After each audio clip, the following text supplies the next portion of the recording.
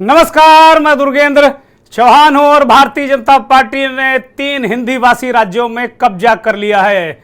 वास्तव में भारतीय जनता पार्टी ने तमाम अनुमानों को, तमाम राजनीतिक पंडित जिस तरीके से कह रहे थे कि क्या उत्तर भारत में, जो उत्तर भारत के 3 बड़े राज्य हैं, राजस्थान, मध्य प्रदेश और छत्तीसगढ़, इनमें क्या पूरी तरह भारतीय जनता पार्टी का कब्जा होगा, ये बड़ा सवाल बार बार ये उठ रहा था। और मध्य प्रदेश में तो लगातार लोग यही कह रहे थे कि नहीं, वहाँ बीजेपी का आना बहुत मुश्किल है। और छत्तीसगढ़ तो एक तरीके से वॉकओवर जैसा बीजेपी ने दे दिया, ऐसा परसेप्शन लगातार मीडिया में भी, राजनीतिक हलकों में भी, राजनीतिक दलों के बीच भी ये बनाया जा रहा था।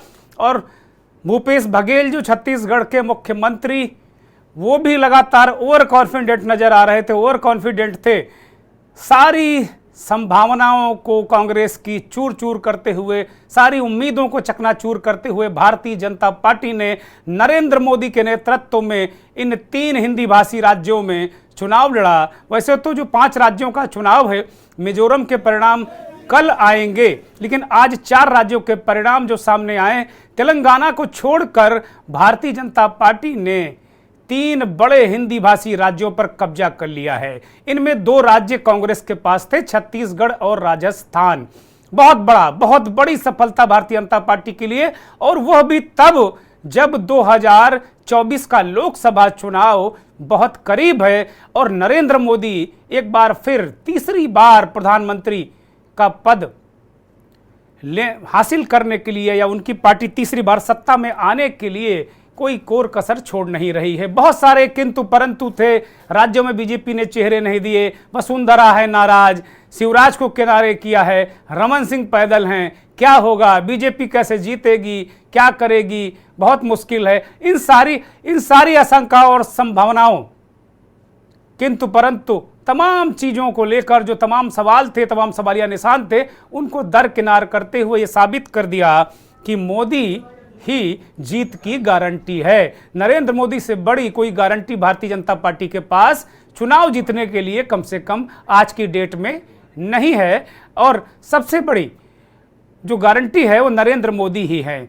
जीत की बहुत सारे कारण हो सकते हैं, लेकिन मेरी दृष्टि में जो गारंटी है वो नरेंद्र मोदी है। नरेंद्र मोदी जिस तरीके से अपने इर्द गिर्द चुनावी ताना बाना बुनते हैं, वो अपने आप में बहुत बड़ी कामयाबी भारतीय जनता पार्टी को मिलती रही है। कर्नाटक और जो बंगाल और हिमाचल प्रदेश में असफल होने के बाद बार बार कांग्रेस पार्टी और विपक्षी दल सवाल पूछने लगे थे, बहुत सारे हवाले दिए जाने लगे थे, बहुत सारी बातें कही जाने लगी थी। भारतीय जनता पार्टी के अंदर भी एक वर्ग ये कहने लगा था कि अब नरेंद्र मोदी का चेहरा नहीं चलने वाला है, कुछ अलग सोचना होगा।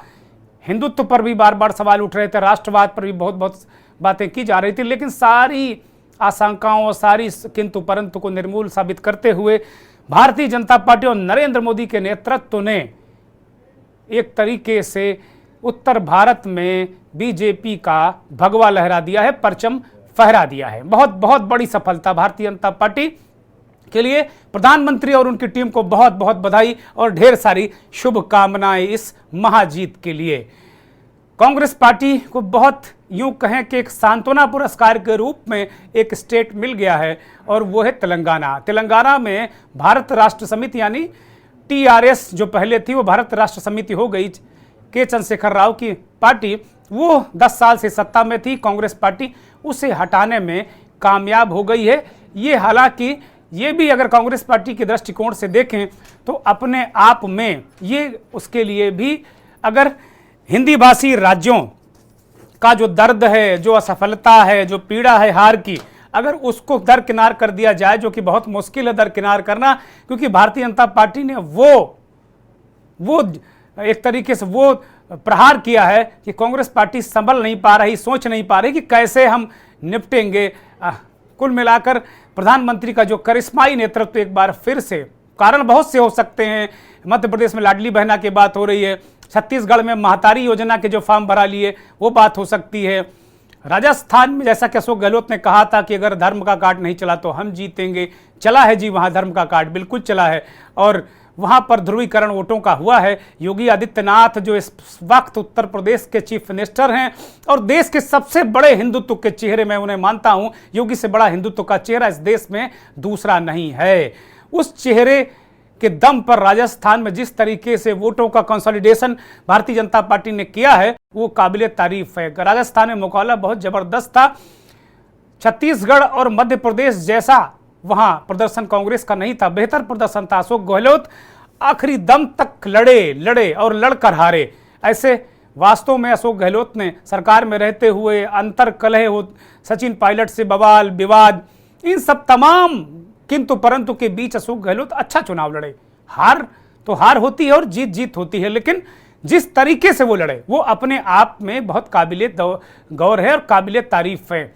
लेकिन चुनाव परिणाम आने से पहले ही जब एग्जिट पोल आ रहे थे तो अशोक गहलोत ने आशंका व्यक्त की थी कि अगर धर्म का कार्ड नहीं चला तो हमारी सरकार होगी, लेकिन वो कार्ड चला। योगी आदित्यनाथ ने प्रधानमंत्री और सारे नेताओं से, राजस्थान के नेताओं से भी ज्यादा 25 रैलियां और चुनावी रैलियां और जनसभाएं उन्होंने की। तो बिल्कुल भारतीय जनता पार्टी ने तय कर दिया था किसको कहां क्या बोलना है, किसको कहां क्या किसका रोल है और प्रधानमंत्री को किन जनसभाओं में क्या मुद्दे उठाने हैं। कन्हैया लाल का मुद्दा उठाना है, उनकी हत्या का मुद्दा उठाना और ये बताना है कि कन्हैया लाल तेली ओबीसी होते हैं। तो ओबीसी का जो कार्ड कांग्रेस पार्टी ओबीसी जनगणना की बात कर रही थी, बहुत सारी बातें वो कर रही थी, उन सारी चीजों का काउंटर करने के लिए उन्होंने कन्हैया लाल के आगे तेली लगाया, ओबीसी को एक संदेश दिया। आदिवासियों के लिए, चाहे मध्य प्रदेश, छत्तीसगढ़ और राजस्थान, यहाँ आदिवासी वोटर बड़ी तादाद में हैं और अच्छी खासी सीटें भी हैं।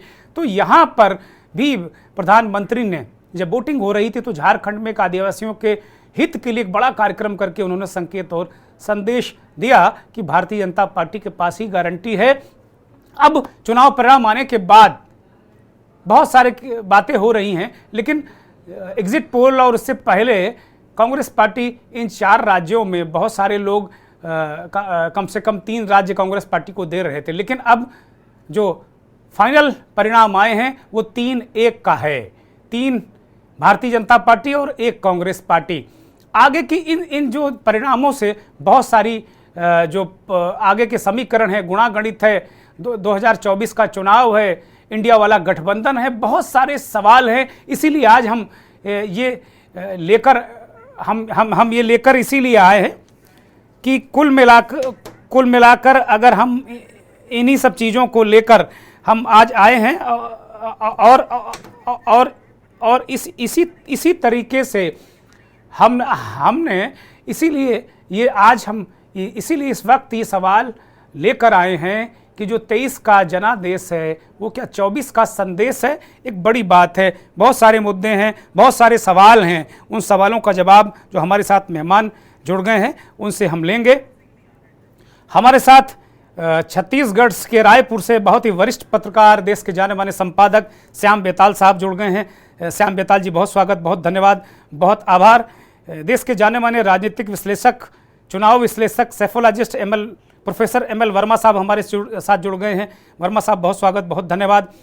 राजस्थान के बहुत ही वरिष्ठ पत्रकार, संपादक प्रदीप आजाद साहब हमारे साथ जुड़ गए हैं, बहुत स्वागत, बहुत धन्यवाद। और इस देश के जाने माने राष्ट्रीय और अंतर्राष्ट्रीय पत्रकार, संपादक आलोक भदौरिया जी हमारे साथ जुड़ गए हैं। भदौरिया जी, बहुत स्वागत, बहुत धन्यवाद, बहुत आभार आपका। और राजनीतिक विश्लेषक, उत्तर प्रदेश और देश की राजनीतिक तासीर को समझने वाले वरिष्ठ पत्रकार, राजनीतिक विश्लेषक राघवेंद्र सिंह राजू जी हमारे साथ जुड़े हैं उत्तर प्रदेश से, और विनोद सिंह छत्तीसगढ़ के दंतेवाड़ा से वरिष्ठ पत्रकार हमारे साथ जुड़े हैं। आपका भी धन्यवाद, बहुत आभार, बहुत बहुत शुक्रिया इस चर्चा में शामिल होने के लिए। चूँकि चुनाव है और परिणाम बहुत सारे, जैसे उम्मीदें बहुत सारे राजनीतिक विश्लेषक कर रहे थे, उसके उलट परिणाम आए हैं। मैं श्याम बेताल साहब के पास जाऊंगा, चूंकि छत्तीसगढ़ कांग्रेस सबसे सेफेस्ट मान रही थी, सबसे सेफ राज्य मान रही थी, लेकिन परिणाम जो हैं वो तो बड़े ही कांग्रेस के लिए बड़े घातक और खतरनाक हैं। जो आंकड़ा आया है वो तो बिल्कुल कांग्रेस को ऐसे मोड़ पर लाकर खड़ा कर दिया है कि बहुत सारे सवाल भूपेश बघेल के नेतृत्व में उठने लगे हैं। श्याम बेताल जी, सही कही, किसी को भी ये अनुमान नहीं था कि कांग्रेस की दुर्गति होगी। जितने भी एग्जिट पोल थे, सभी ने ये बताया था कि यहाँ कांग्रेस को 50 से ऊपर सीटें मिलेंगी, मगर बिल्कुल एग्जिट पोल सही नहीं निकले। और तो और यहाँ भी सारे लोगों को यही, सारे जितने पत्रकार थे, जितने भी यहाँ पर राजनीतिक लोग थे, सभी को ये लग रहा था कि कांग्रेस को भी बहुमत मिलेगा, लेकिन बिल्कुल उल्टा हुआ। ये जी बात किसी के समझ में नहीं आ रही है कि भारतीय जनता पार्टी के लोगों ने या उनके कार्यकर्ताओं ने ये अंदर ही अंदर जो काम किया है उसका ये परिणाम है। जितनी इतनी ज्यादा वोटिंग जो हुई दूसरे चरण में भी 76% से ऊपर हुई, जी जी तो और गांवों में वोटिंग सबसे ज्यादा हुई है, तो ऐसा लग रहा था कि ये सब कांग्रेस के पक्ष में जाएगा, जी लेकिन हुआ उल्टा है। सब जगह से कांग्रेस को पराजय मिल रही है, और तो और यहाँ के 9 मंत्री चुनाव हारने की स्थिति में है, लगभग हार ही गए हैं, क्योंकि कोई 8,000 से पीछे है, कोई 12,000 से पीछे है, तो उन्हें हारा ही हुआ मानना चाहिए। जी तो ये स्थिति हुई है। अब ये देखना होगा कि भारतीय जनता पार्टी ने ऐसा क्या किया। ये वास्तव में नरेंद्र मोदी और अमित शाह के वजह से ही हो पाया है, क्योंकि राज्य के किसी नेता ने इतना सघन दौरे नहीं किए होंगे, लेकिन उसका कहीं भी लेखा जोखा नहीं है। नरेंद्र मोदी की गारंटी और अमित शाह का सघन दौरा, यही इस भारतीय जनता पार्टी की जीत का रहस्य रहा है। महतारी योजना को लेकर श्याम बेताल जी कहा जा रहा था कि ये जो उसके फॉर्म भरवा लिए गए, वो एक तरीके से अगर पूरी तरफ देखा जा रहा है, चारों तरफ देखा जा रहा है, तो राजस्थान में जो ध्रुवीकरण हुआ वोटों का, बाकी मध्य प्रदेश और छत्तीसगढ़ में वेलफेयर स्कीम ही चली। ये कहा जा रहा है कि महतारी योजना के जो फॉर्म भरवाए गए थे वो एक बड़ी वजह मानी जा सकती है, और अचानक फिर उसके बाद कांग्रेस पार्टी को भी 3-4 दिन बाद एक योजना लानी पड़ी कि नहीं हम 12 नहीं हम 15,000 रुपए देंगे। क्या ये भी एक वजह हो सकती है क्या? बिल्कुल ये वजह है, लेकिन क्या है कि 15,000 जो कांग्रेस ने घोषणा कर दी थी, उसके वजह से लग रहा था कि ये 12,000 वाली बात काम नहीं करेगी, लेकिन ये फॉर्म भरवाने की जो तकनीक रही है भारतीय जनता पार्टी की, वो शायद काम कर गई है, और 15,000 वाले कांग्रेस की योजना का प्रचार नहीं उतना हो सका जितना महतारी योजना का हुआ है। ठीक है। मध्य प्रदेश एक तरीके से एक छोटा सा सवाल छत्तीसगढ़ पे मैं आपसे लेता हूं कि भूपेश बघेल जो बहुत ओवर कॉन्फिडेंट नजर आ रहे थे, पूरा देश कह रहा था भाई भूपेश बघेल तो जीतने हैं, कोई भी हार जाए कांग्रेस में, वो क्या एक गुब्बारा भर के रखा था? बार बीच बीच में टीएस सिंहदेव नेतृत्व को बता रहे थे कि आप जिस चश्मे से देख रहे हैं वो उस चश्मा वो आउटडेटेड हो गया, हकीकत जमीन की है नहीं है, आप समझो। लेकिन नेतृत्व ने अनसुना किया बार बार, और अंत में ये परिणाम सामने आया। क्या ऐसा भी सीन नजर आ रहा है श्याम जी? देखिए, ऐसा है कि भूपेश बघेल अपने चुनाव क्षेत्र में तो जीत रहे हैं, लेकिन टीएस सिंहदेव जो है ये जरूर हार रहे हैं, और उनके साथ उनके क्षेत्र के सरगुजा क्षेत्र में 14 विधानसभा सीटें हैं, इनमें से 8-9 सीटें कांग्रेस हार रही है। इसका मतलब है कि यहाँ तक कि उनकी अपनी रिश्तेदार, बताया जाता है कि उनकी बेटी ही है, वो भी उस क्षेत्र में दूसरे विधानसभा से खड़ी थी, वो भी हार रही हैं। इसका मतलब है सिंहदेव जी का भी उतना प्रभाव नहीं रहा, जो कि पिछले चुनाव में था कि 14 की 14 सीटें कांग्रेस जीतती थी, और इस बार जी 8-9 सीटें हार रही है। अच्छा, एक बड़ी महत्वपूर्ण जानकारी आपने दी कि 9 मंत्री यानी पूरी सरकार ही हार गई है। ये क्या संकेत देता है कि आपने 5 साल काम ही नहीं ठीक किया है? बिल्कुल, ये लोगों ने जो उनको नकारा है उसकी वजह 2 हैं। एक तो ये कि लोगों के काम नहीं हुए, और दूसरा ये कि मंत्रियों ने भी किसी आम जनता के लोगों को अपने घर में घुसने पर वो उनके साथ व्यवहार नहीं किया जो किया जाना चाहिए। निश्चित रूप से उसका प्रभाव पड़ा है। ये बात टॉक ऑफ द टाउन रही हर जगह कि लोगों का व्यवहार अच्छा नहीं है। जी जी जी जी, मैं आप बने रहिए, मैं आऊँगा आपके पास। मैं आलोक भदौरिया जी का रुख करूँगा। भदौरिया जी, आपके पास आ रहा हूँ। बड़ा महत्वपूर्ण दिन है और बहुत महत्वपूर्ण विश्लेषण आप लगातार करते रहे हैं। मध्य प्रदेश में जिस तरीके से उम्मीद थी कांग्रेस पार्टी को, तंबू उखड़ गया कांग्रेस पार्टी का। बहुत सारी बातें कही जा रही, प्रधानमंत्री का चेहरा, मोदी की गारंटी, लाडली बहना, मतलब कांग्रेस के लिए तो शॉकिंग है ही। बड़े बड़े जो एक दो जो एग्जिट पोल आए थे वो जरूर कह रहे थे 140 से 160, लेकिन तब यकीन हो नहीं रहा था। ऐसा कौन सा फैक्टर, एक दो फैक्टर कौन से रहे जो वास्तव में इस तरह की स्थितियां परिस्थितियां हुई, या कांग्रेस ही ओवर कॉन्फिडेंस में रही, कमलनाथ ओवर कॉन्फिडेंस में रहे? आपका कहना बिल्कुल सही है। ओवर कॉन्फिडेंस के तो कांग्रेस शिकार रही है, और कांग्रेस ये मान के भी चल रही थी कि वो बाय डिफॉल्ट उसको आना ही है। उसको क्यों आना है, इसकी वजह वो ये लगा के चल रही थी कि राहुल गांधी ने जो यात्रा कर ली थी, जिसका असर कर्नाटक में आया था, नतीजे कर्नाटक में आए थे, तेलंगाना में दिख रहे थे, वैसा ही अपने आप ही हो जाएगा, अपने आप ही हो जाएगा। ये इनका एक बड़ा एक अति आत्मविश्वास था। और कांग्रेसी नेता सारे अपना नाश्ता करके सब तैयार होकर निकलते थे, और उसमें से तमाम सारे लोग तो अपने घर पहुंच जाते थे खाना खाने। उनका 3 बजे चुनाव प्रचार खत्म हो जाता था, फिर शाम को निकलते थे। तो ये जितने आराम से जो ये कर रहे थे ना कि बाय डिफॉल्ट हमको आना ही है, ये आत्मविश्वास इनको ले डूबा। और दूसरे वो कह रहे थे कि भाई जनता हरा रही है बीजेपी को, जनता हरा रही है, जनता के भरोसे छोड़ के निकल लिए हो। लेकिन एक सबसे महत्वपूर्ण चीज जो मुझे लगता है कि जो रणनीति के स्तर पर है, कांग्रेस ने एक छत्रकों के ऊपर भरोसा किया और वो स्टेट लेवल की रणनीति बनाई जो, लेकिन उन्होंने डिवीजन लेवल पर नहीं बनाई। जबकि उनका मुकाबला भारतीय जनता पार्टी से था, और भारतीय जनता पार्टी तो बूथ लेवल तक भी पहुंच गई। मैंने आपको बताया भी था कि कल के एक अमित शाह जी के फोन वहां पर 6 तारीख को आए थे, मतदान के दिन सुबह 6 बजे फोन बजा 20 लोगों के पास में जी। और 20 लोगों के पास में जो फोन बजा, सबको लिस्ट दी गई थी कि आपको अगले किन 20 लोगों से बात करनी है। मतलब कोई डुप्लीकेसी नहीं थी कि उसी आदमी को नरोत्तम मिश्रा फोन कर रहे हैं, उसी को कैलाश विजयवर्गीय करेंगे, उसी को ये करेंगे, दिग्विजय सिंह करेंगे ना, या मतलब उनके बीजेपी वाले जो करेंगे, ऐसा बिल्कुल नहीं था। पूरी की पूरी लिस्ट थी कि उनको बीजेपी वालों को किन किन लोगों से करना था। 20 की एक भी रिपीटिशन नहीं था, वो चैन आगे बढ़नी थी। तो ये तो इस स्तर की इनकी रणनीति थी। बूथ लेवल पर तो मजबूत थे ही।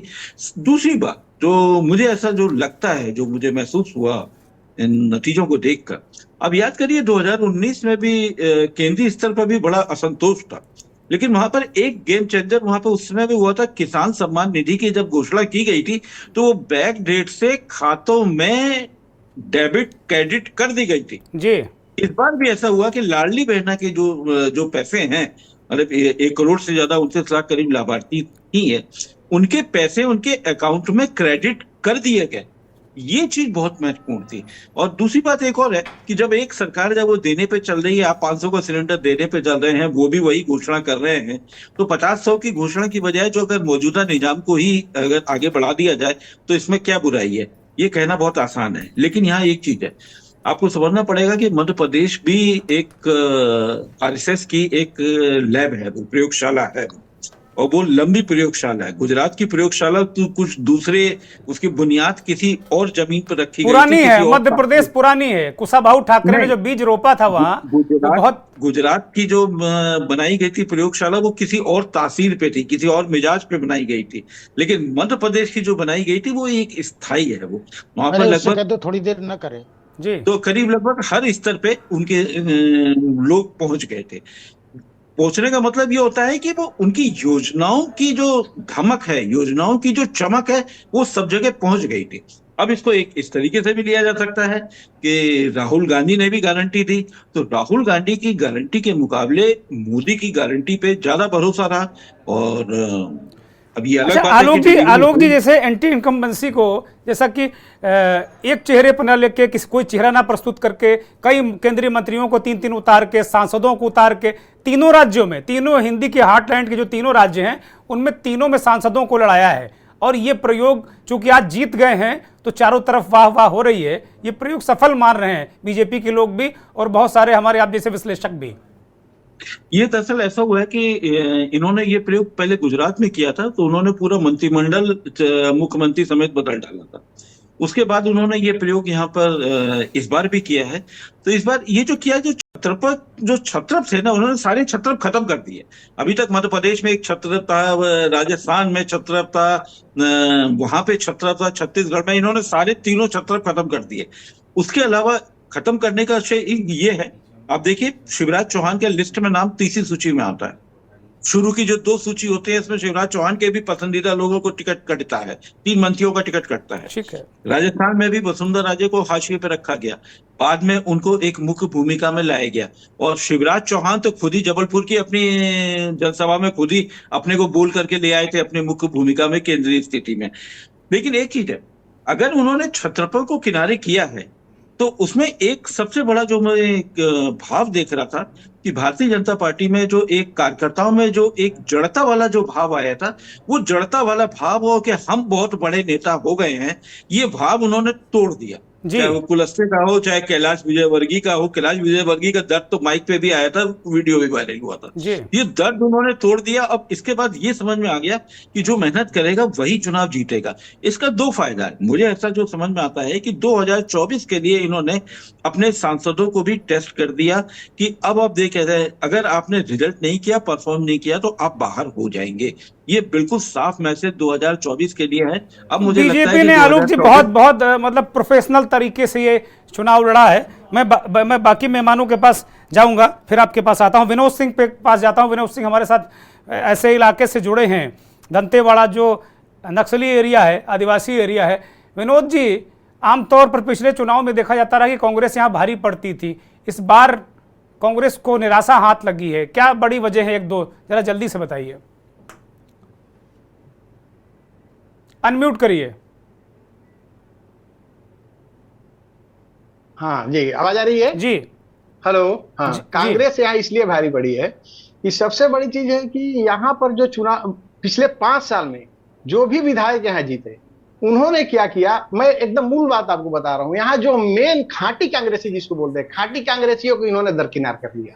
हर विधानसभा का कमोवेश यही हाल है। मैं बस्तर की बात करूँ, बहाल की श्याम बेताल सर बताएंगे, छत्तीसगढ़ में भी लगभग वही स्थिति है।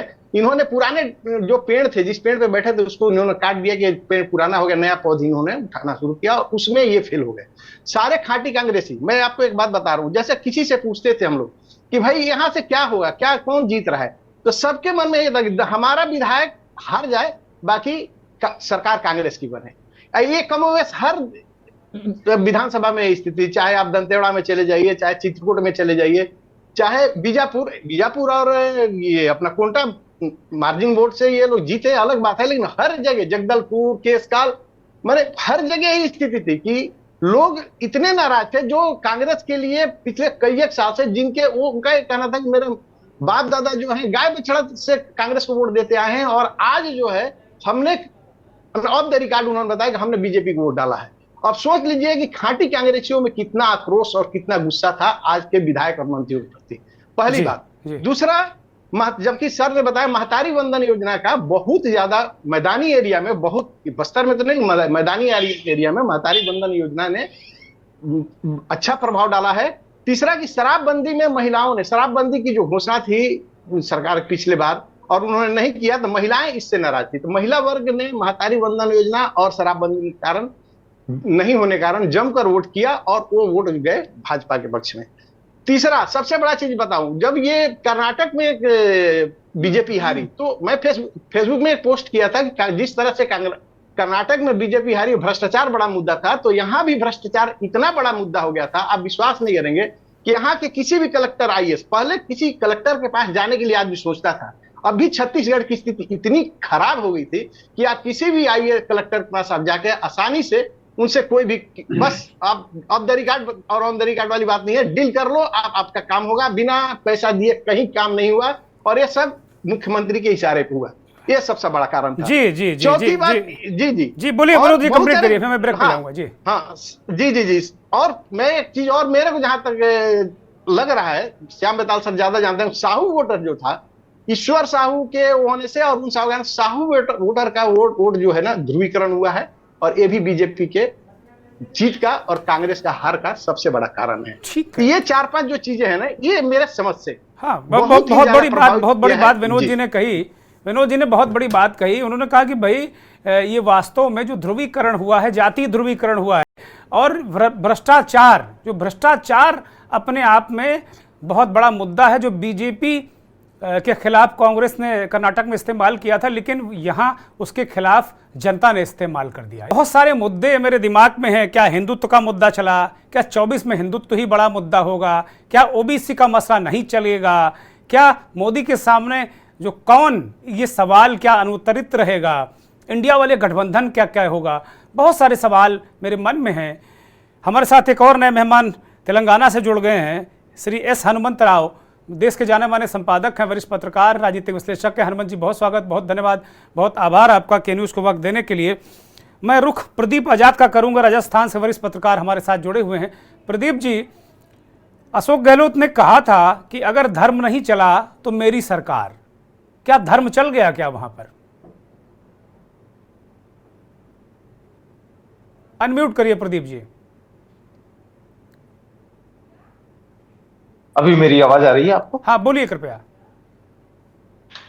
अशोक गहलोत एक बात और कहते थे कि राजनीति में जो होता है वो दिखता नहीं, और जो दिखता है वो होता नहीं।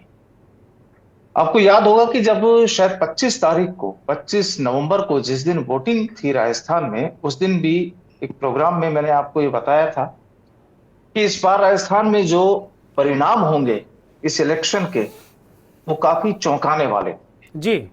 आज जो रिजल्ट आए हैं आप उनको देख लीजिए, वो सभी हैरान करने वाले हैं कि विधानसभा अध्यक्ष हार गए, नेता प्रतिपक्ष हार गए, उपनेता प्रतिपक्ष हार गए, 17 मंत्री हार गए।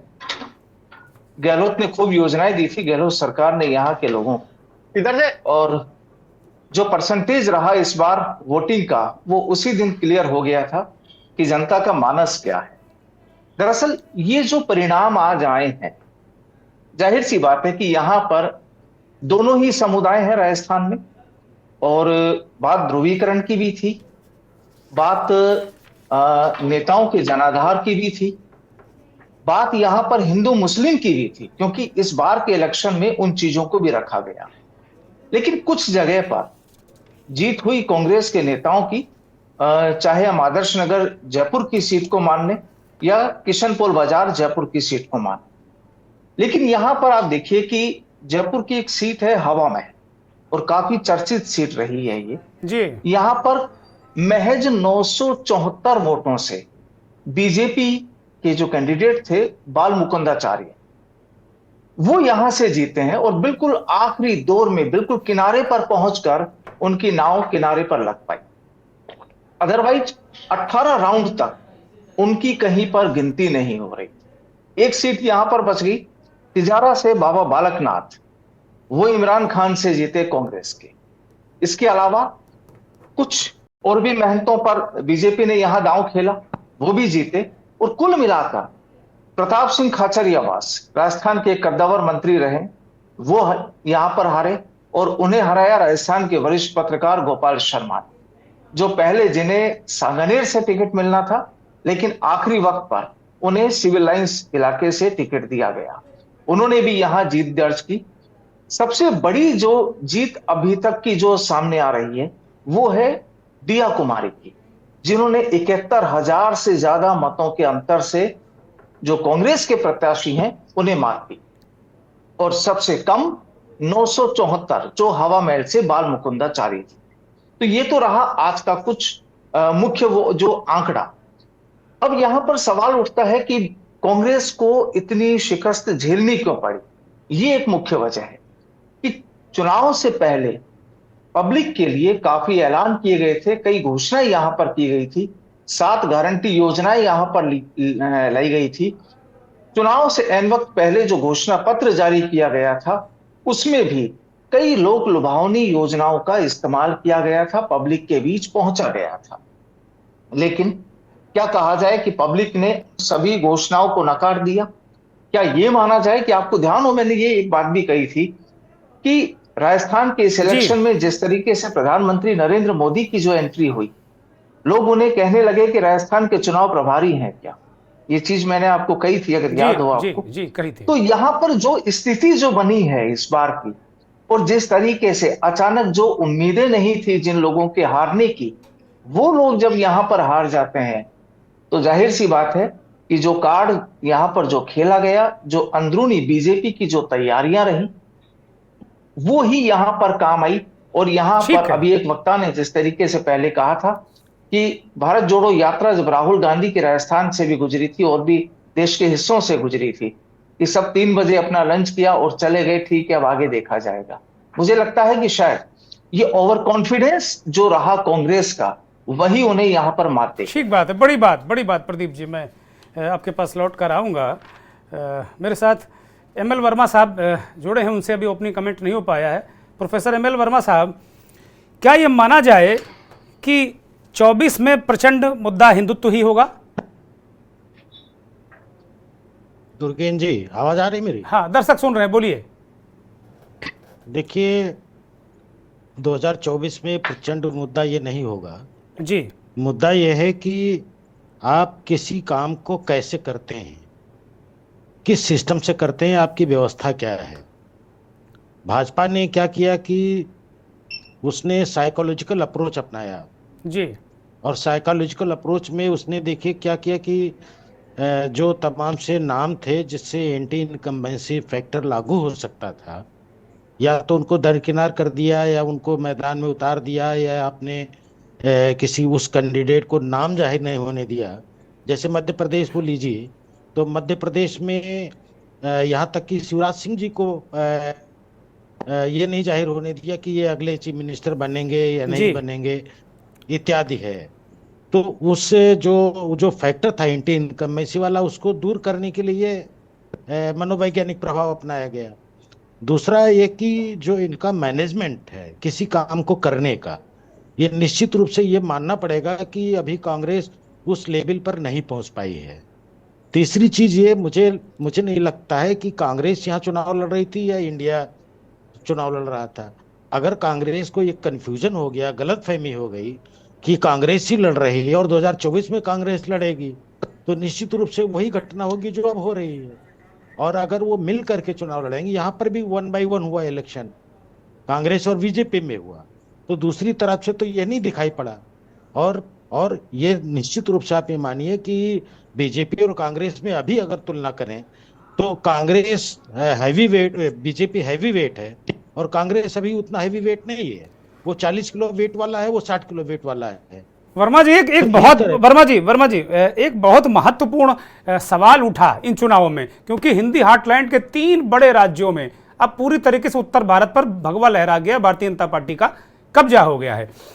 इन 3 बड़े राज्यों में कांग्रेस पार्टी ओबीसी जनगणना की सबसे बड़ी झंडा बरदार होके उभरने की कोशिश कर रही थी। लगातार राहुल गांधी करे तो मैं करके रहूंगा, मैं ये करके रहूंगा। क्या ये मुद्दा इन राज्यों में कांग्रेस के साथ नहीं चला?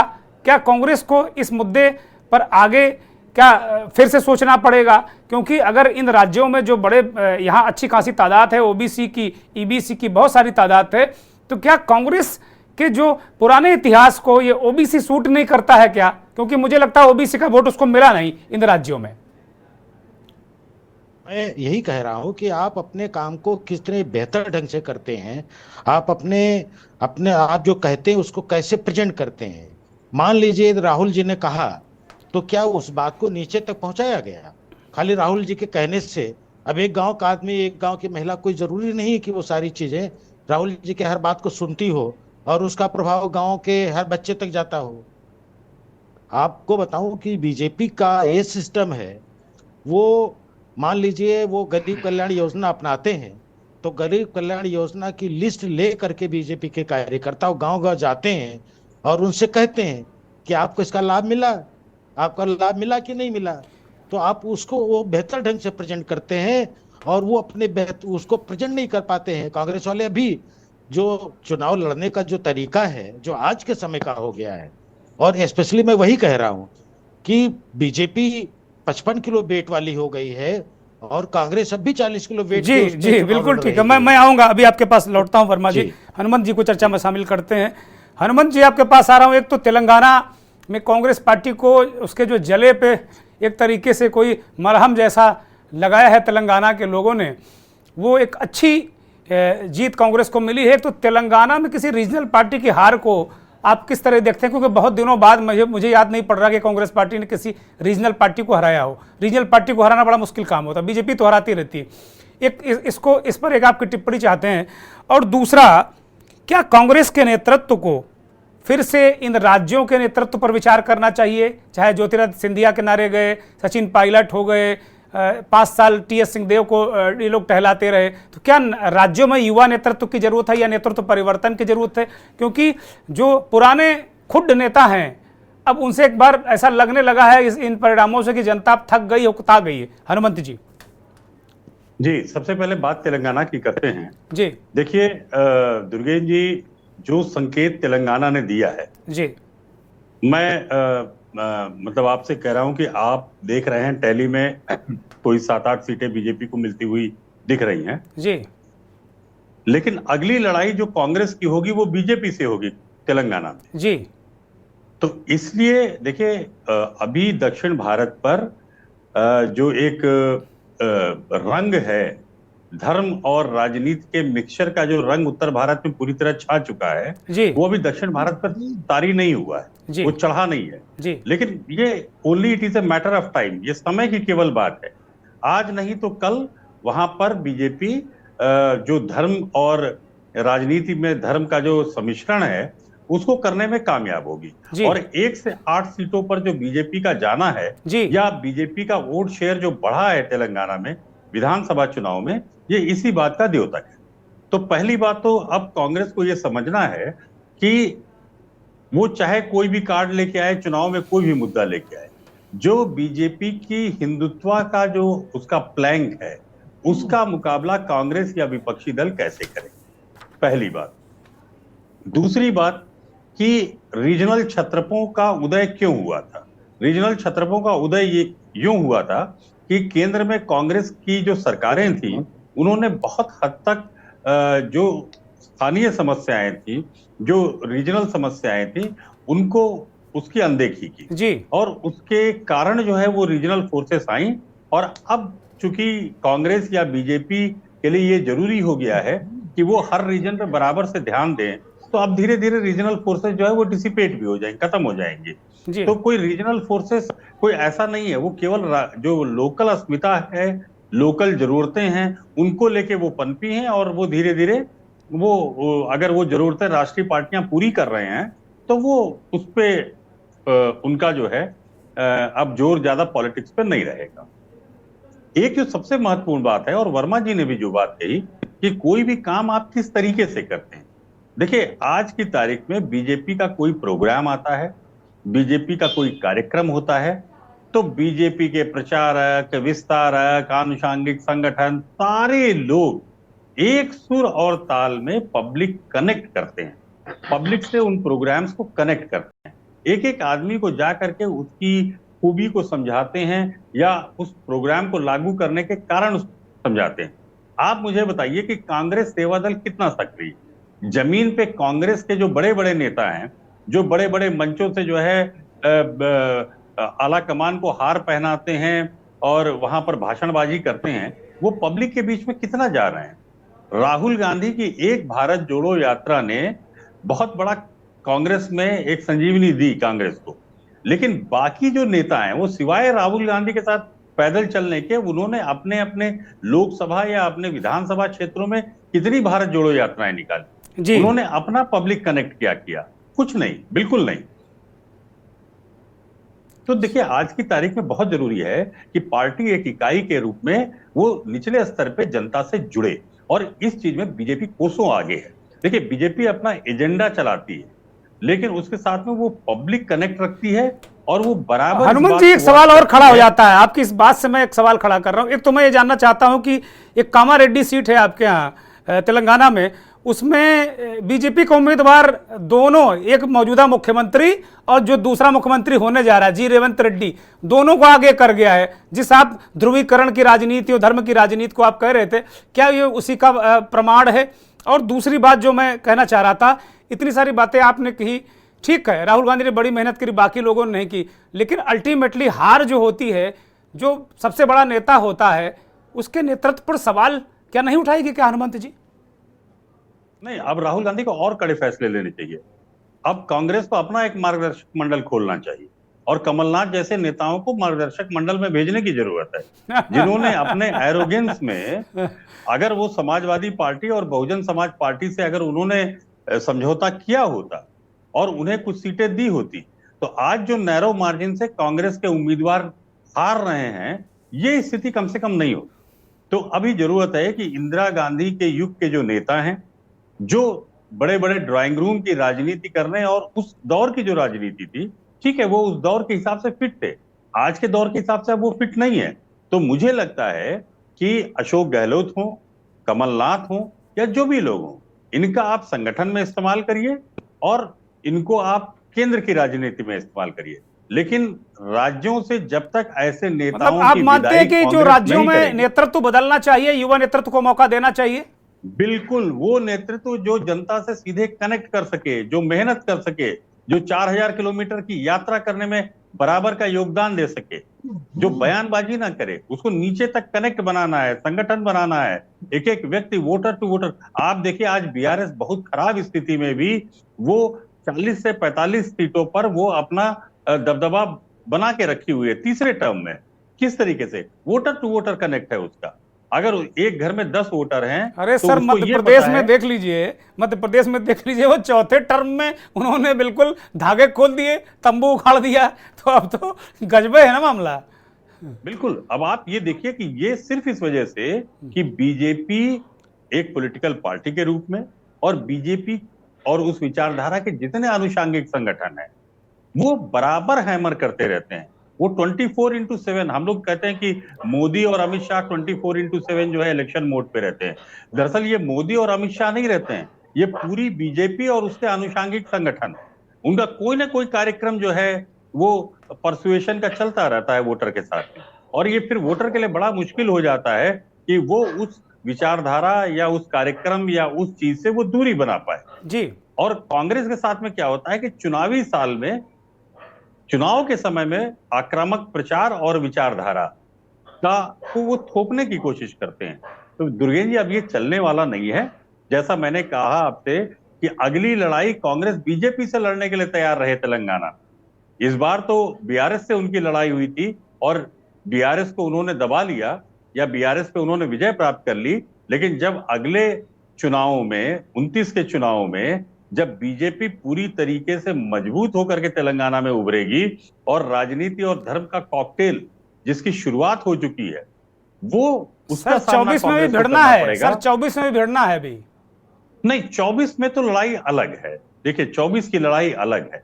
24 में तो लोकसभा में कांग्रेस, अगर जो इन्होंने इंडिया गठबंधन का, जिसमें ये दावा करते हैं कि अभी भी 62-63% वोट जो है इनके पास में है जी, तो ये 62-63% वोट को ये अगर 2-3 राज्यों में विधानसभा चुनाव में कैसे एकजुट कर पाए, अगर इसमें फेल हो गए, और सिर्फ 1-2 बड़े नेताओं की एरोगेंस से, जब गहलोत को कहा जा रहा था कि आप 50 विधायकों के, सुनील कोनुगोलू की रिपोर्ट थी कि आप 50 विधायकों के टिकट काटिए, तब वो इस बात पे अड़ गए कि नहीं साहब, जिन्होंने हमारा साथ दिया था हम उनको कैसे छोड़ दें। मतलब तो लुटिया डुबोएंगे, लुटिया डुबो दी पार्टी की। देखिए, कांग्रेस पार्टी नहीं हारी है। दरअसल ये गहलोत की नासमझी, ठीक है, गहलोत को जादूगर कहा जाता है, सब कुछ है, ठीक है, वो बहुत निश्चित रूप से उन्होंने बहुत अच्छे प्रोग्राम दिए, लेकिन क्या 5 साल उन्होंने सुनिश्चित किया कि उनके विधायक जो है अपने क्षेत्रों में बराबर काम करें? आज विधायकों के खिलाफ एंटी इनकम्बेंसी थी, और ऐसा नहीं कि कांग्रेस को पता नहीं था। कांग्रेस को ये कमलनाथ भी मुझे लगता है कि मनमानी करते रहे, नहीं सुनी उन्होंने दिग्विजय। कमलनाथ ने पूरी मनमानी की है, कमलनाथ ने पूरी मनमानी की है, और मध्य प्रदेश का तो केस ही बिल्कुल अलग है। लेकिन मैं राजस्थान की बात कर रहा हूं, जहां कांग्रेस आलाकमान के पास में ये रिपोर्ट थी कि कम से कम 50 से 60 विधायकों के टिकट हमें बदलने हैं, वहां गहलोत मैं लौटता हूं, हनुमान जी आपके पास लौटता हूं। मैं राघवेंद्र राजू को शामिल करता हूं। राघवेंद्र राजू, हनुमान जी ने एक बताया कि भाई दक्षिण में भी हिंदुत्व का घंटा बज चुका है। ध्रुवीकरण वाली राजनीति बीजेपी ने 1 से 8, 9 जो भी पहुंच रहे हैं वो पहुंच रहे हैं। वास्तव में क्या आप मानते हैं, क्योंकि आप ऐसे राज्य से आते हैं जो उत्तर प्रदेश से, और वहां का नेता मुख्यमंत्री योगी आदित्यनाथ हिंदुत्व के सबसे बड़े चेहरे हैं, उनकी 25 रैलियां राजस्थान में करवाई गई और परिणाम सामने है, उसमें योगी का बहुत बड़ा योगदान है जो राजस्थान के परिणाम है, जो जिस तरीके से वो हिंदुत्व का परचम लहराते हैं। क्या आप मानते हैं कि आगे आने वाले लोकसभा चुनाव में भी बीजेपी इसी एजेंडे पर रहेगी आगे, हिंदुत्व को आगे करके? नहीं दुर्गेन जी, ये तो निश्चित तौर पर है कि जो गति समीकरण बिठाने और जिस तरीके से बूथ मैनेजमेंट सिस्टम को आप चर्चा में कल से देख रहे हैं, लेकिन एक बात बहुत सामने आई है, भारतीय जनता पार्टी ने अपने उत्तर प्रदेश के सारे मंत्री या जिन राज्यों में जो विधायक हैं, उन सारे विधायकों को एक एक सीट पर पूरे चुनाव में रणनीति में लगाया हुआ था। और ये सारे लोग जानते थे, यहाँ तक कि यूथ एमएनएस के जो महाराष्ट्र में उन्होंने मीटिंग की और प्रशिक्षण दिया, इस तरीके के कार्यक्रम, जिस तरीके से महिलाओं की मीटिंगें की। तो कहने का तात्पर्य यह है, जो आप बात अभी कह रहे हैं, 1,25,00,000 महिलाओं को उन्होंने फॉर्म भर दिया मध्य प्रदेश में। इसी तरीके से जो आप महतारी योजना की बात कर रहे थे छत्तीसगढ़ की, ये तमाम जो चीजें हैं, जिन रणनीति को समझने में, और सही बात यह है कि अभी हमारे हनुमंत राव साहब ने कहा कि इनके जो आंसरिक संख्या में इतनी बड़ी संख्या में है, बूथ मैनेजमेंट से लेकर के, कि लोग समझ नहीं पाए कि बीजेपी का कहां पर जी जी। आप ये मानते हैं कि क्या हिंदुत्व मुद्दा रहेगा आगे 24 में भी बड़ा मुद्दा रहेगा? जो बात आप कह रहे थे, मैं इस बात को नहीं मानता। बाड़मेर में रविंदर सिंह भाटी निर्दलीय बड़े मतों से जीता। कहने का तात्पर्य है कि चंद मानस में भी आप चेहरा किया है, कहीं न कहीं जो तर्क वितर्क होता है, और जो स्टेटमेंट आगे है, खड़गे जी का भी जो स्टेटमेंट मोदी जी के प्रति आया, तो मैं समझता हूँ कुछ अपने आप आकर दे देते हैं। ठीक है राघवेंद्र जी, मैं आता हूँ आपके पास, राघवेंद्र जी आपके पास आता हूँ। त्रिवेदी जी हमारे साथ, शशिकांत त्रिवेदी, बहुत ही वरिष्ठ पत्रकार मध्य प्रदेश से हमारे साथ जुड़े हैं। शशिकांत जी स्वागत, बहुत आभार आपका पुनः। शशिकांत जी आपके पास आ रहा हूँ। मध्य प्रदेश में कमलनाथ जिस तरीके से कंफ्यूज थे हिंदुत्व को लेकर, उन्होंने इंडिया वाले गठबंधन की रैली नहीं होने दी, और वो लगातार बाबा बागेश्वर के चरणों में जाते रहे, उनका कार्यक्रम कराया, मतलब वो कंफ्यूज ही रहे कि उन्हें रहना करना क्या है। कहा जा रहा है कि ये भी बहुत बड़ा कारण है जो कांग्रेस का जो तंबू उखड़ा है, कंफ्यूजन लीडरशिप के अंदर, कार्यकर्ताओं के अंदर, बहुत सारे जो इस तरीके से चीजें हुई, वही बहुत बड़ा कारण रही हैं। त्रिवेदी जी। नहीं देखिए क्या है दुर्गेश जी की कांग्रेस के पास इस बार, मैंने आपसे पहली बार हम लोगों की बातचीत हुई है, कोई पोल प्लान था ही नहीं कांग्रेस के पास। जैसे पिछले बार राहुल गांधी ने आम सभा में बोल दिया कि हम किसानों का कर्जा जो है वो माफ कर देंगे, तो पिछले चुनाव ने इस बात को पकड़ लिया और उससे उनको जैसे तैसे करके सत्ता मिल गई और बीजेपी को बहुत लॉस हुआ था। इस बार कांग्रेस का जो मैनिफेस्टो था, ना तो उसका कोई सिरा था, ना किसी को मालूम था कि इसमें क्या लिखा है। भले स्कीम बहुत अच्छी थी, जैसे एक था 25 लाख रुपए का सबको हेल्थ इंश्योरेंस देंगे, लेकिन किसी भी प्रेस कॉन्फ्रेंस में, किसी भी भाषण में, कहीं पर भी ये नहीं बताया कि पब्लिक को मिलेगा क्या। तो ये जरूर कहा कि जब हम सत्ता में आएंगे तो आपको 3,000 रुपए देंगे, लेकिन भारतीय जनता पार्टी जो है इस बात को कवर अप करने में बहुत सक्सेसफुल रही कि उनकी जो स्कीम है, फिलहाल ये पैसे आप पकड़िए, फिर अभी चुनाव के समय 2-2 हजार रुपए किसानों के खाते में आ गए। तो देखिए जो इंस्टेंट फायदा मुझे मिलता है, जो देता है, उसका बहुत इम्पैक्ट पड़ता है, नंबर 1। नंबर 2 ये है कि कांग्रेस में संडे के दिन जब हम लोग जाते हैं तो उनके दफ्तर में छुट्टी रहती थी। मतलब मैं बिल्कुल अफसर हूँ साहब की तरह आऊंगा। अगर कोई कार्यकर्ता आकर के बताता भी है कि फला बूथ पर, जो बूथ मैनेजमेंट की बात हो रही है, ये गड़बड़ हो रही है, तो वो कहते हैं ऐसा करिए, वो एक्स पर्सन से बात करिए, वो कहता है वाई से बात करिए। तो ये जो पुराने जमाने का उनके यहाँ काम चला रहा है कि एक चेयरमैन है, एक सीईओ है, राहुल गांधी तक कोई बात पहुंचानी है तो उसमें बहुत सारे बफर्स हैं। इस कारण से कांग्रेस के पास कोई स्ट्रेटेजी नहीं थी कि वो क्या करेंगे। उनको बूथ मैनेजमेंट से काउंटर करने के लिए उनके पास क्या कोई स्ट्रेटेजी है, वो कुछ नहीं थी। पोल प्लांक था ही नहीं जो मैं आपसे कह रहा हूँ। तीसरी बात, राहुल गांधी ने कई सभाएं करी, प्रियंका गांधी ने सभाएं की, वो कहीं नहीं छपी, वो पब्लिक तक गई ही नहीं। मतलब मुझे ही नहीं मालूम कि प्रियंका गांधी ने कहा और क्या बोला, और बोला भी होगा तो क्या बोला होगा। तो जब आपका लीडर ये नहीं बता रहा है कि वो हिंदू है, कि हिंदुत्व को काउंटर करने वाला है, कि वो कोई गरीबों का भला कर रहा है, तो कैसे करेगा, अभी तक क्यों नहीं कर पाया, बार कमलनाथ का जो हिंदुत्व पर ढुलमुल रवैया रहा कि वो हिंदुत्व का भी मुद्दा लेकर चलने वाले थे, और एक तरीके से उनकी वो काउंटर भी करते रहे, तो क्या ये नहीं चुनाव से पहले जी एकमात्र उनकी प्रेस कॉन्फ्रेंस हुई चुनाव से पहले, जिसका सारा लबोलुआब ये था कि मुझे मीडिया की जरूरत नहीं है। That's what he had said. तो आपको मीडिया की जरूरत नहीं है, तो मीडिया जो है वो पर्सनल काम नहीं करता है, मीडिया पब्लिक के लिए खड़ा होता है, जिस किसी भी रूप में, आप उसे गोदी कहें जो भी कहें, लेकिन सारे लोग वैसे नहीं होते हैं। आप जब इस तरह के वक्तव्य देते हैं अभिमान से भरे कि हमें किसी की जरूरत नहीं है, तो मत रहे, कोई नहीं आएगा आपके पास, आप बैठे रहिए। आप पॉलिटिशियन हैं तो इसका ये मतलब नहीं है कि आप पब्लिक के प्रति उत्तरदायी नहीं है। यदि किसी मीडिया पर्सन ने आपसे कुछ गलत पूछ लिया और आपको उसका जवाब नहीं दे पाए, तो आप मीडिया एट लार्ज गाली नहीं दे सकते हैं, नहीं डांट सकते हैं, विरोध नहीं कर सकते हैं, वरना आपको रिजल्ट सामने आ जाते हैं। इसके बाद ना तो उनकी कभी कोई प्रेस कॉन्फ्रेंस हुई, ना उनका कोई नरेशन हुआ कि वो चुनाव की स्ट्रेटेजी क्या है, वो लड़ेंगे कैसे। मैंने आपसे कहा था कि उनके पास कोई ऐसा बीजेपी के बहुत सारी जो स्ट्रेटेजी, अभी ये मेरे से पहले जो बात कर रहे थे, जो स्ट्रेटेजी थी उसका उनके पास कोई काउंटर है ही नहीं, आज भी नहीं है, वो 2024 के चुनाव में भी नहीं होगा। अभी आप सोचें कि कांग्रेस रिवाइव हो जाएगी और 2024 के चुनाव में बहुत एग्रेसिवली लड़ेगी, कोई प्लान बना लेगी, ऐसा कुछ नहीं करेगी। अभी आप जाएंगे कल से उनके दफ्तर में कोई नहीं दिखेगा, कोई नहीं आएगा, सब सो जाएंगे जाकर के। पकड़ के उनको कहीं से लाएंगे ढूंढ ढांड के, जब कोई टिकट लेगा। मुझे तो ये लग रहा है आने वाले चुनाव में कांग्रेस से कोई टिकट लेने भी नहीं जाएगा, वो तो घर आके बांटेंगे कि भैया हमसे टिकट ले लो यदि आप लड़ना चाहते हो। तो ये बड़ी दुर्गति है, इसका मतलब आप बहुत दयनीय हो गई। कौन लड़ेगा जब आप जब सब पब्लिक को मालूम हो चुका है कि आप चुनाव जीतोगे ही नहीं, तो कौन आपके यहाँ से चुनाव लड़ने आएगा। तो आप जो है एक तरह से डिफंक्ट बॉडी है, पहले ही से है, और 20 साल का जो गैप होता है ये बहुत बड़ा होता है। आपका जो टच है वो खत्म हो जाता है, आप भले ही कितने आक्रामक रहे हों।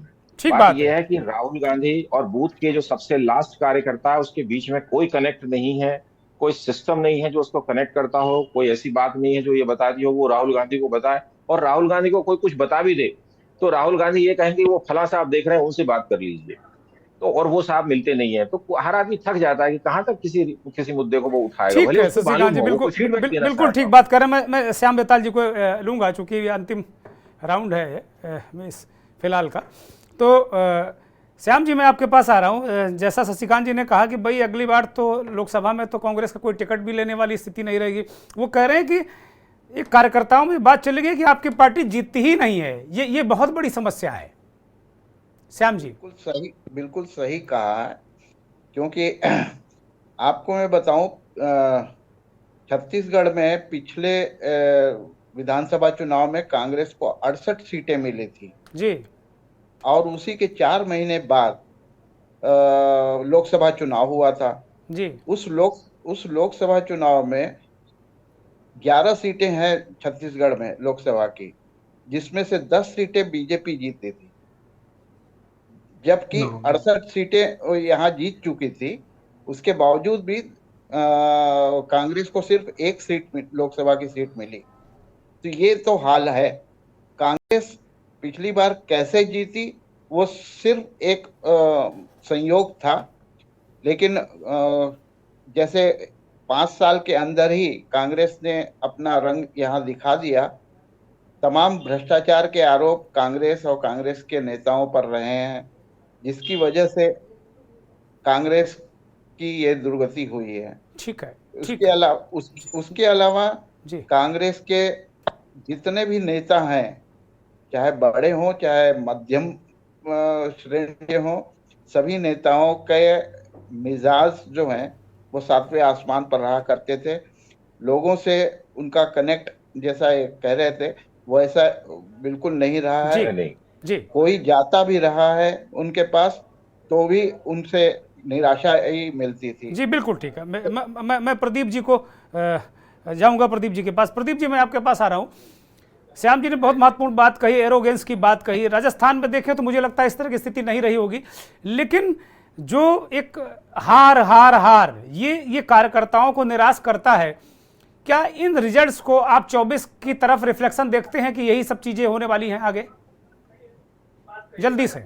देखिए, अभी अशोक गहलोत का बयान भी सामने आ रहा है। अशोक गहलोत इस समय मीडिया से मुखातिब हो रहे हैं, बातचीत उनकी चल रही है और वो यही कह रहे हैं कि ठीक है, हम अपनी इस हार की समीक्षा तो करेंगे, लेकिन अब इस हार की जो वजह वो बता रहे हैं कि हमारी जो योजनाएं थी उनका हम प्रचार नहीं कर पाए, ठीक तरीके से पब्लिक के बीच नहीं पहुंचा पाए।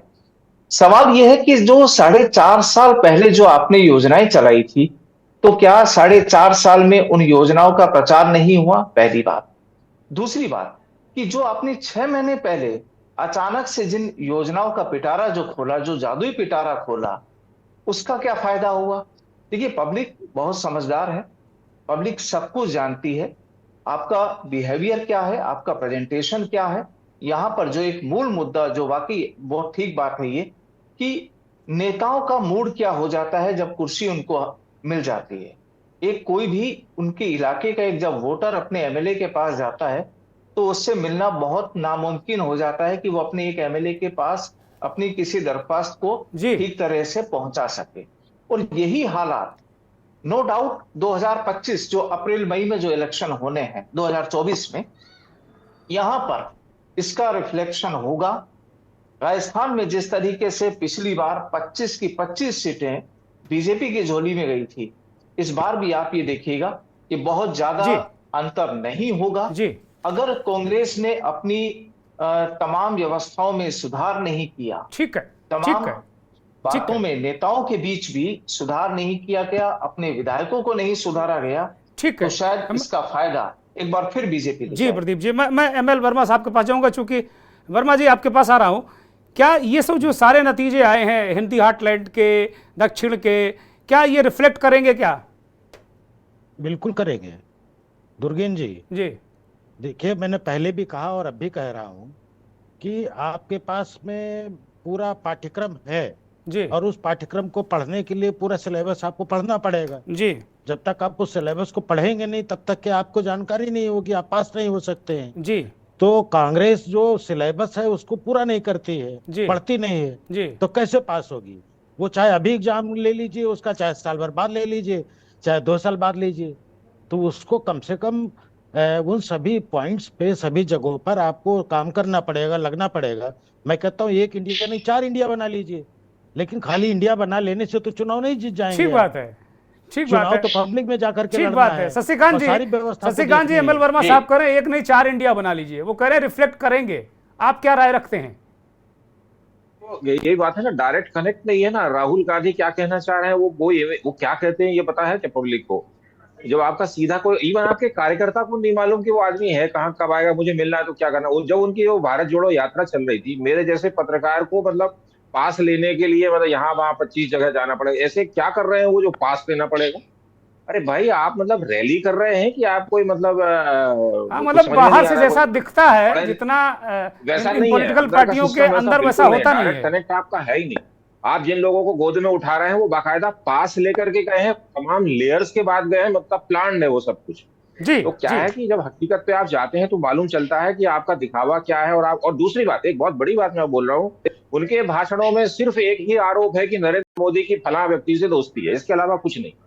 कोई उससे भाई 1 बार सुन लिया, 2 बार सुन लिया, 10 बार सुन लिया, एक ही बात आप रटे जा रहे हो कि बस उनकी उससे दोस्ती है, उनकी उससे दोस्ती है, उनकी उस, तो क्या करें दोस्ती है तो क्या करें? कोई कहीं तोड़वाने के लिए कोर्ट रोड जाए, क्या करें? ठीक है, ठीक है, ठीक है। राघवेंद्र जी एक छोटा सा बस, राघवेंद्र जी एक छोटी सी टिप्पणी, क्या ये रिफ्लेक्ट करेंगे आपके मुताबिक?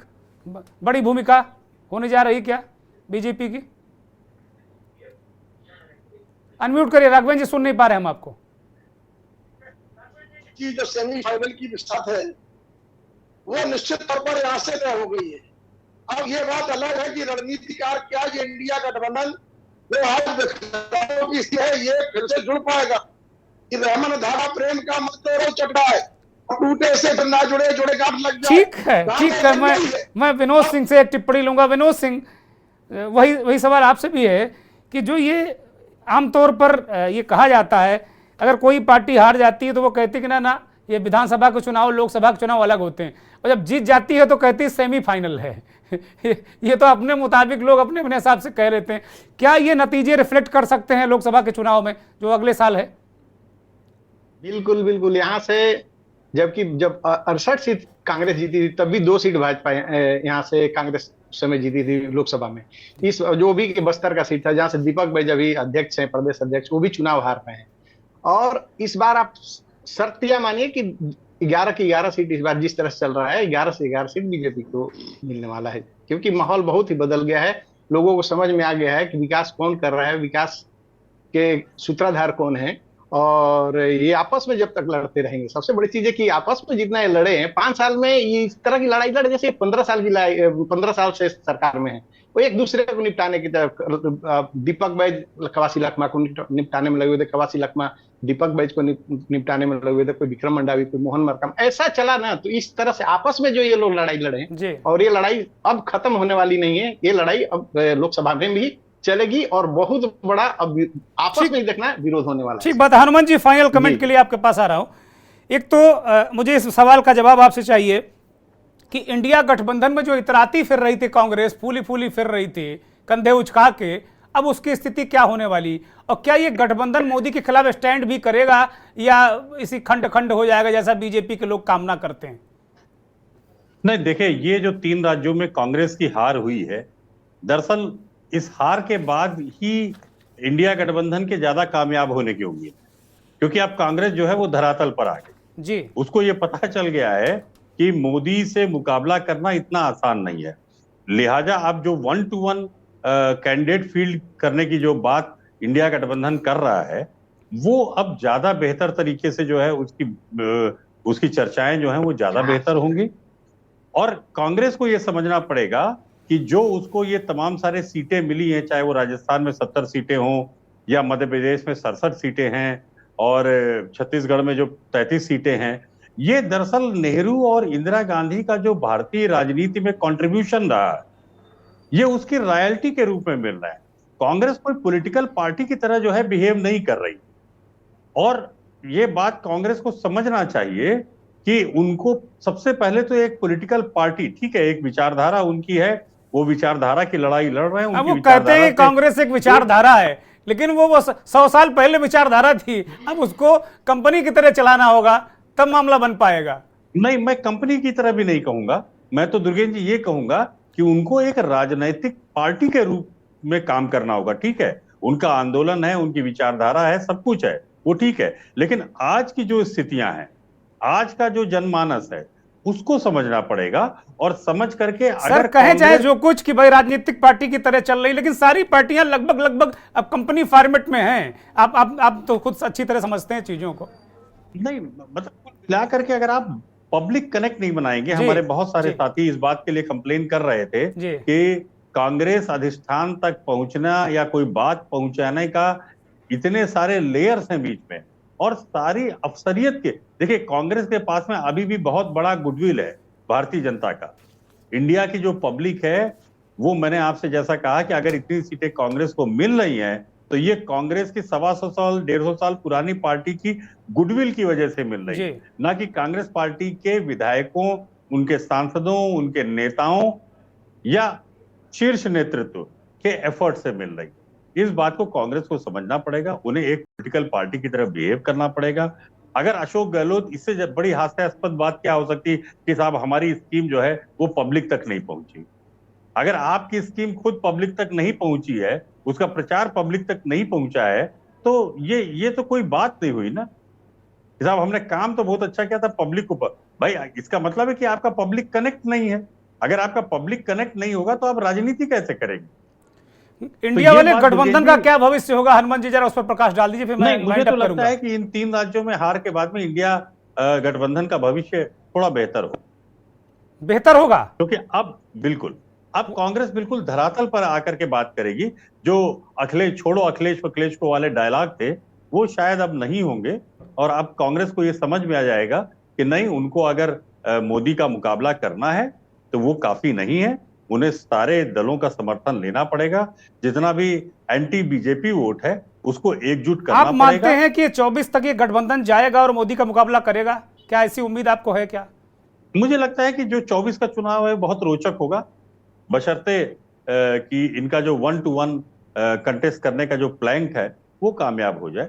बहुत तो शुक्रिया। देखिए, जनता तेलंगाना की तरह जनता बदलाव चाहती है, लेकिन वो बदलाव सॉलिड बदलाव चाहती है। वो ऐसा बदलाव नहीं चाहती है कि बदलाव के लिए बदलाव कर दिया और बाद में भुगतना पड़े। तो जनता के सामने आपको पूरा कार्यक्रम और पूरे रोड मैप के साथ जाना पड़ेगा और उसमें इंटेंट भी जो है बहुत साफ और मजबूत। बहुत शुक्रिया हनुमान जी, बहुत शुक्रिया श्याम बेताल जी, प्रोफेसर ML वर्मा साहब, विनोद सिंह, शशिकांत त्रिवेदी जी, राघवेंद्र सिंह राजू जी, बहुत बहुत धन्यवाद सभी मेहमानों का। बहुत धन्यवाद उन दर्शकों का जो लगातार के न्यूज़ को देखते हैं और हमारे खास कार्यक्रमों को भी देखते हैं। सवाल यही है कि हिंदी भाषी राज्यों में बीजेपी का परचम है, राह 24 की मुश्किल है विपक्ष के लिए, कांग्रेस पार्टी के लिए। अब नए सिरे से स्ट्रैटेजी बनाइए और ब्यूरोक्रेटिक अंदाज छोड़िए, तभी आप बीजेपी से लड़ पाएंगे। एक बात साफ हो गई कि पब्लिक कनेक्ट आपका है नहीं, उसे कनेक्ट करिए पब्लिक को, तभी आप सत्ता की उम्मीद करिए। बहुत बहुत धन्यवाद, नमस्कार।